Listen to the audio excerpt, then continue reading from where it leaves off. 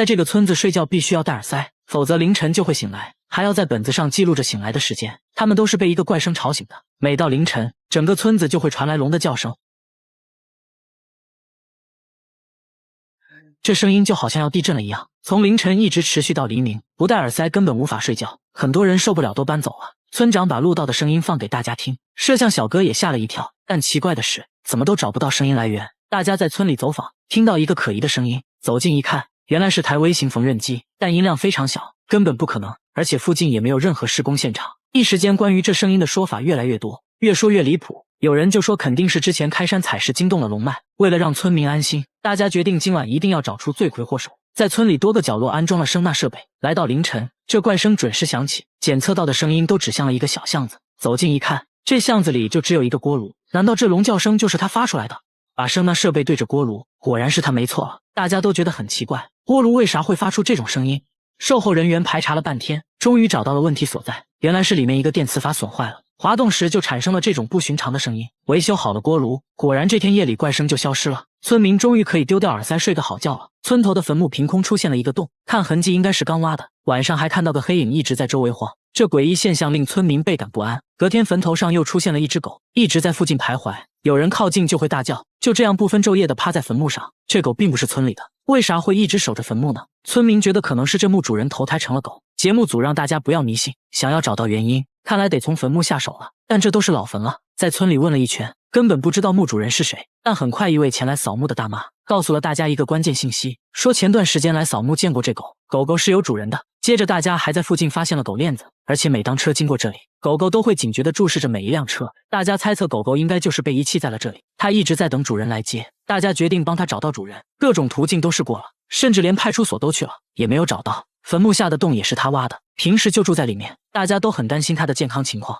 獸醫觀察到他鼻子很濕潤，看起來還是很健康的。現在當務之急就是給他提供食物和一個狗窩。他遠遠地待在一邊，謹慎地看着村民做的一切，但很快就接受了村民的愛，看起來也是餓了好久了。大媽表示在沒找到主人之前，自己会好好照顧他的。大叔染上怪癖，每天包裡裝着一瓶醋和一把鐵錘，一到晚上就偷偷行動。零下10度的天氣，他卻赤裸着上身，從包裡掏出鐵錘，大喊一聲，直接朝肚子上重重砸去，就這麼一直敲了幾分鐘，直到肚子變紅才停下。大叔還覺得不過癮，還讓小哥拿鐵錘敲一敲，這可是貨真價實的鐵錘啊！問他為啥要傷害自己，大叔卻輕蔑一笑，接着從包裡掏出了一瓶醋，倒上滿滿一杯，一飲而盡。真的是奇怪，跟他來到家裡，他從冰箱拿出2個冰凍的蘋果招待大家，把蘋果放地上，徒手就給劈開了，說這樣比較好吃。雖然大叔看着一身的暴力，但其實是個鋼琴老師，滿手老繭卻彈了一手好琴，看着完全就是2個人。為什麼會有這麼奇葩的組合呢？這時大叔說出了自己的故事，他從小患有小兒麻痹，即使做過2次手術也沒能恢復，從小被朋友孤立，這讓他很自卑。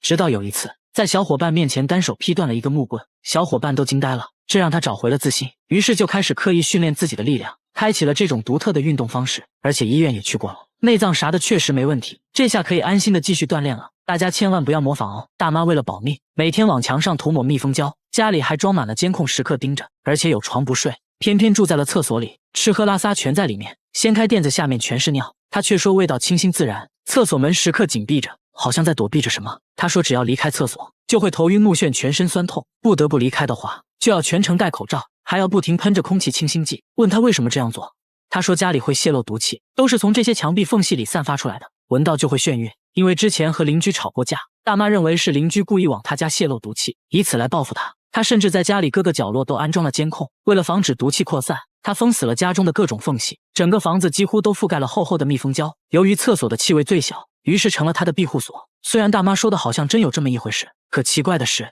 大家並沒有聞到什麼異味，於是決定偷偷拜訪下鄰居，並沒有發現什麼特別之處。然而大媽並不相信記者說的，表示毒氣帶來的疼痛是真實存在的，自己經常被熏得睡不着。為了緩解她的焦慮，大家請來專家對房子裡裡外外檢測一番，然而檢測後並沒有發現任何有害氣體。大家希望她從廁所搬出來，大媽卻突然暴躁起來，把大家都趕走了，說她不相信儀器，自己的鼻子是最靈的。隔天她反常的出門去了醫院，見到了一個躺在病床上的男人，一見面男人就哭了，原来這是她丈夫，10年前得了中風，就一直住在医院裡。大叔知道大媽一直睡在廁所裡，也知道大媽精神出了問題，一想到這些就止不住的哭。他只想大媽能安穩的睡覺。心理醫生表示，丈夫住院後，她不得不獨自生活，產生了嚴重的焦慮和孤獨感，可能慢慢就產生了幻覺。醫生建議給大媽多一點陪伴，慢慢就會好起來的。節目組也不含糊，決定幫人幫到底，給大媽更多關愛，陪大媽聊天，還一起在廁所吃飯。幾天過去了，大媽突然從廁所出來開始做飯，給大家做了一桌好吃的，說現在已經聞不到什麼毒氣了。看起來大媽終於走出來了。她當着醫生的面，用隨身攜帶的鐵錘瘋狂敲自己，邊敲還邊笑，敲完肩膀敲膝蓋，這可是一把貨真價實的鐵錘啊！大叔每天就用塑料袋裝着隨身攜帶，一有時間就哐哐往身上敲，即使在門外也能聽到敲打聲。敲完膝蓋敲肚子，敲完肚子敲敲胸，順便敲敲胳肢窩，接着敲下巴和上巴，最後敲敲腦殼，從下往上敲了一遍。他說一點都不痛，甚至還挺爽。攝像小哥試了試，差點試。大叔給自己這套按摩手法取名錘子療法，說自己一身腱子肉就是這麼敲出來的。錘子療法還可以燃燒腹部脂肪，8塊腹肌也是這麼來的。這麼看來好像真的有用。但不管怎樣，大叔已經收穫了一批小迷妹。這些處在更年期的小迷妹都覺得錘子療法能消除疼痛，緩解疲勞，總之非常有用。關鍵還都覺得大叔很帥。但當他脫掉上衣，脊椎都被敲得通紅，長了厚厚的老繭。來醫院檢查，發現大叔有頸椎間盤突出的問題，這是怎麼回事呢？明明敲打後很舒服嘛。怕醫生不信，當面拿鐵錘哐哐敲了起來，敲完上面敲下面。醫生表示，錘子療法確實幫助他鍛鍊了手臂肌肉，但不建議繼續做，很可能會加重頸椎間盤突出的問題。聽了醫生的話，大叔回家就把鐵錘換成了按摩椅，笑嘻嘻地表示自己主打一個聽勸，大家千萬不要模仿哦。被母蚊子咬一口到底有多恐怖？這相當於往身上插了6把刀，他們對着傷口邊吸血邊吐口水，甚至還不停拉屎。下面就來看看蚊子恐怖的吸血過程。當你剛閉上眼睛，蚊子就悄悄飛到你身邊，找到最容易下嘴的地方，直接就是一口老痰，進行局部麻醉。蚊子的細長嘴巴被稱為口器，不到1毫米的口器竟然藏了6根針，它們各司其職。當蚊子開始吸血時，先用2根鋸齒針割開表皮最外面的一層，它們非常鋒利，你幾乎感覺不到它的存在。2根刺血針幫忙尋找人體血管，找到血管，蚊子並不會馬上就吸，而是先注射一種含酶的唾液，防止血液凝結，使血液能被順暢吸入，然後就開始了干飯。蚊子一次可以攝入體重2到3倍的血液，為了能盡量多吸食血液，蚊子會把消化器官中的食物殘渣盡量排空。它們就這樣一邊吐一邊吃一邊拉，從蚊子落到皮膚上直至吸飽，總過程約2分鐘左右。就在它吸血的过程中，順便把病毒也帶到血液裡，導致每年大量人死亡，蚊子也就成了世界上最致命的昆蟲。其實吸血的都是母蚊子，公蚊子的口器沒有母蚊子發達，也就能吸一吸花蜜之類的。蚊子叮咬後出現的發癢腫塊，其實是我們自身免疫系統處理蚊子唾液產生的。也就是說，讓我們長出大腫包的其實不是蚊子，而是我們積極幹活的免疫系統。如果你身上有些腫塊特別大特別癢，那麼很可能遇到了新手蚊子，它們尋找血管的技術生疏，吐的口水比較多導致的。希望大家都能遇到專業點的蚊子，畢竟腫塊能小一點。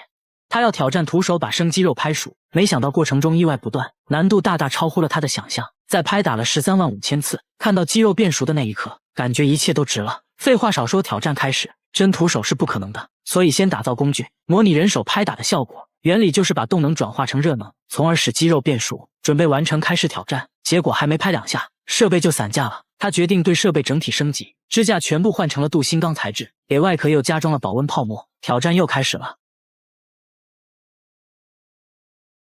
可沒過多久，電機又冒煙了，肌肉看起來也沒太多變化，但他沒有放棄，很快又研制出了打肉機 2.0 版本，把電機換成了柴油機，拍打裝置也換成了旋轉的，效率顯著提升。結果把肌肉打成了肉泥，他還是大大低估了工程難度。總結原因是力道太大，所以現在需要一個速度快、力道輕的打肉機。經過不懈改造，工具終於是改完了。這次他使用了气凝膠保溫材料包裹肌肉，這樣能把熱量損失降到最低。內部再安裝無線溫度計，時刻監測肌肉溫度。接着挑戰又開始了，很快溫度就升高到了9度。就這樣一直拍打了幾個小時，來到5萬次，溫度也上升到了33度。拍打7万次的時候，溫度就來到了40度。隨着溫度不斷升高，看起來把雞拍熟是很有可能實現的。拍打10萬次的時候，意外又發生了，打肉機螺栓磨斷了。小哥決定先看一下雞肉的成熟度，打開包裝，一股刺鼻的味道襲來，切下來一塊想要嘗嘗，猶豫了很久還是沒下去嘴，只能接受失敗。現在要做的是繼續升級打肉機，為了防止螺栓再次磨斷，這次使用了大尺寸的淬火鋼螺栓。升級完成，接着挑戰。剛開始一切都很順利，但不出意外的話，肯定又要出意外了。這次電源又燒了，雖然狀況不斷，但這更加激發了他的鬥志，說什麼也要吃上一頓用拍打方式做的飯。於是不惜一切代價，重新升級了打肉機的機械臂。他退而求其次，決定來拍打牛肉，畢竟牛肉不用做到全熟，來個5分熟就行。而且之前已經證明過，打肉機可以把肉加熱到40度以上。說幹就幹，把新鮮牛肉裝進包裹，挑戰正式開始。拍到2萬次的時候，遇到了瓶頸，牛肉包裝拍漏了，這屬於小問題，換個包裝繼續。溫度很快來到了50多度，又繼續拍打了一段時間，溫度上升到了60度。小哥非常激動，這意味着5分熟牛排已經好了，他已經迫不及待想要品嘗一下。剛打開包裝，湯汁就流了出來，看牛肉的色澤，好像已經熟了。聞起來怎麼說呢？味道非常像牛排，一刀下去血水就冒了出來，不錯，是正宗的5分熟。小哥切了一塊送進嘴巴，據說口感非常不錯，但他還是沒有放棄把雞肉拍熟的想法，再次嘗試，一直拍打了90分鐘，最終雞肉還真被拍熟了，但他沒有吃，可能是雞皮收縮的原因，雞竟然睜開了眼睛，所以沒敢吃，但得出了一個結論，要拍熟一只雞，至少需要拍打135000次。你學廢了嗎？這是一種比鯡魚罐頭還要臭的食物，一般人聞一下就會吐，他們卻愛到不行，平時都捨不得吃，只有招待客人的時候才會拿出來。小姐姐嘗了一口，反應非常真實，這種食物就是藍紋奶酪。這家意大利工廠仍然使用古法制作，能動手的盡量手動完成。每天早上農場會送來新鮮牛奶，一開始就要把凝乳酶和霉菌加入牛奶中，大約20分鐘內牛奶就會變成凝乳，看起來像一個巨大的豆腐腦。工人用特制的工具把它分割成小塊，把切好的小塊裝進圓形模具中，每個桶都有編號，這相當於他的身份證。接着把模具放置在溫暖潮濕的環境中，每天都要来回翻轉4次，來幫助凝乳沉澱。靜止1夜後，奶酪成型，開始醃制。機器會在奶酪表面均勻撒上一層鹽，隨後再次送入儲藏室。儲藏室裡溫暖潮濕，這有利於奶酪中霉菌活動。質檢員會隨機檢查發酵情況，一般經過3天左右，就需要把它們轉移到冷藏室。在這裡，每一塊奶酪都要被扎上100針，這是為了讓氧氣進入奶酪內部，使其長出標誌性的藍色紋理。時間是制作這道美食的關鍵，根據口感的不同，奶酪要在冷藏室待上2到3個月，直到表面發霉變稠。質檢員把洛陽鏟插入奶酪，輕輕轉動就可以把內部的奶酪帶出來，通過氣味和口感來判斷奶酪是否發酵完成。2個月的藍紋奶酪還比較柔軟，味道類似3天沒洗的臭襪子，一般人都比較容易接受。放置3個月的奶酪就已經變得很硬了，內部的藍色紋理清晰可見，味道也臭得很正宗。記者忍不住嘗了一口，成熟的藍紋奶酪是高檔餐廳必不可少的美食，吃面的時候來上一點，臭烘的得勁。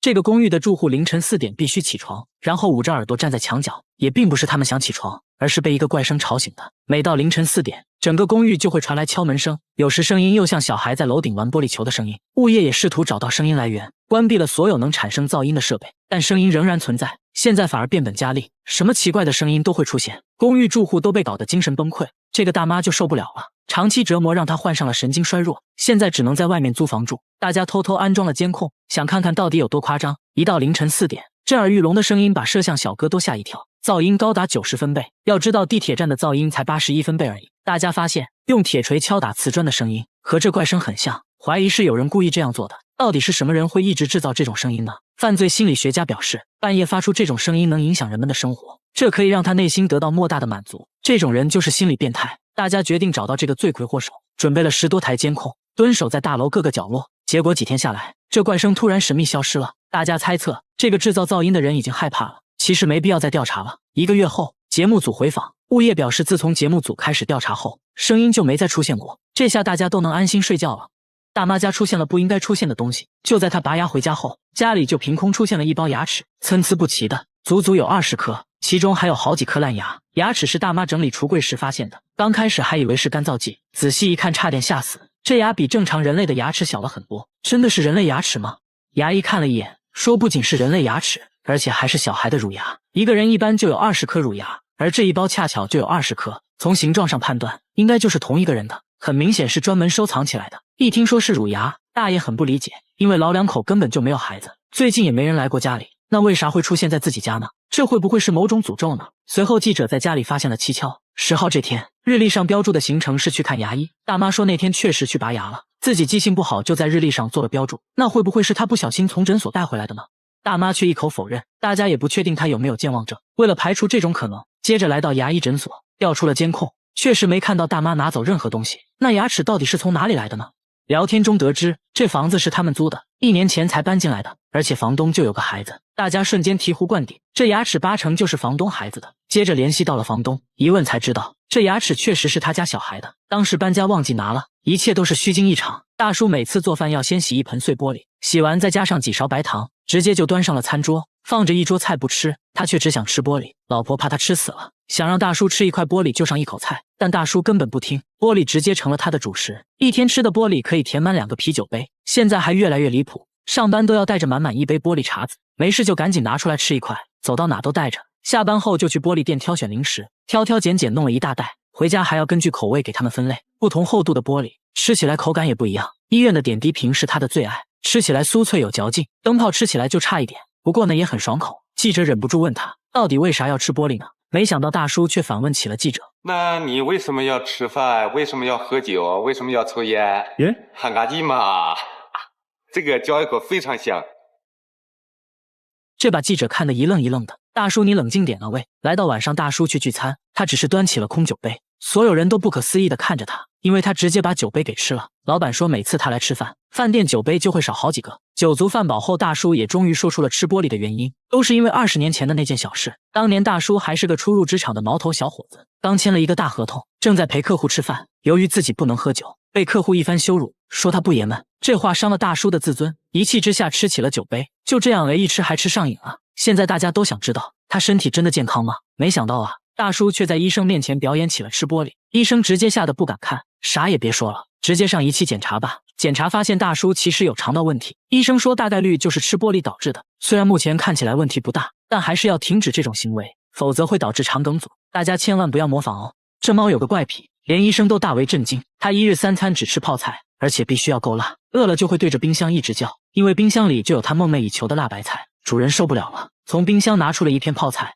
小白聞了聞，幾口就吃完了。看起來一片泡菜根本不夠吃，主人又把泡菜和米飯拌在一起，給他做了個泡菜拌飯。但小白很挑剔，只吃了拌飯中的泡菜，一粒米飯都沒吃。主人說小白是流浪貓，剛撿回來的時候他什麼都不吃，直到拿出泡菜的一刻，他竟然兩眼發光，一直叫個不停，才知道這貓喜歡吃泡菜。我們都知道韓國人喜歡吃泡菜，難道韓國的貓也都喜歡吃泡菜嗎？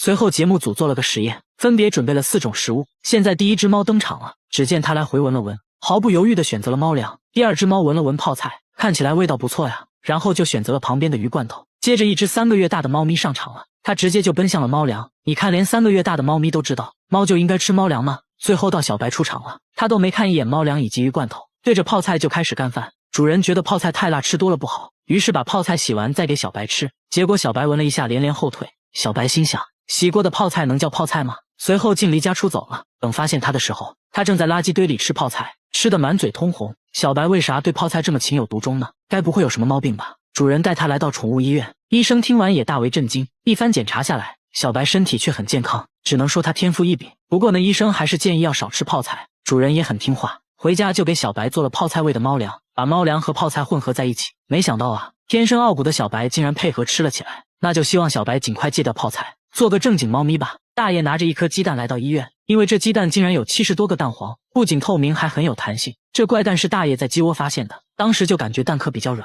因為這母雞之前也下過軟蛋，大爺也沒在意，回家就把蛋煮了。結果煮開後，蛋殼裡竟然蹦出了70多顆透明的蛋黃，就像彈珠一樣。大爺慌了，活一輩子了都沒見過這種事，連忙把雞蛋拿給村裡人看，村民都很震驚，認為這是不祥之物，還讓大爺趕快處理掉。那現在咋辦呢？大家帶着這顆怪蛋找到了有着30年養雞經驗的養殖戶，他憑借自己的經驗一口斷定這不是雞蛋，說這70多顆透明的東西根本就不是蛋黃，畢竟這就是大爺在雞窩裡發現的，不是雞蛋那是什麼呢？大家思前想後，建議大爺去醫院問問。醫生看到就笑了起來，說這很明顯就是人造的，看起來呢更像是一種玩具，真的只是玩具嗎？那這樣只好去找玩具專家了。一打開盒子，玩具專家們就開始竊竊私語，接着異口同聲地說是奇趣蛋，還說這裡面有彈珠，可以捏着玩。奇趣蛋和這個怪蛋不能說是很像，只能說是一模一樣。隨後大家還買來了這種玩具，剪開就冒出了大量彈珠，原來讓全村震驚的怪蛋只是一個玩具而已。大爺略顯尷尬地笑了起來，但現在還有一個問題，到底是誰把這玩具丟在了雞籠裡？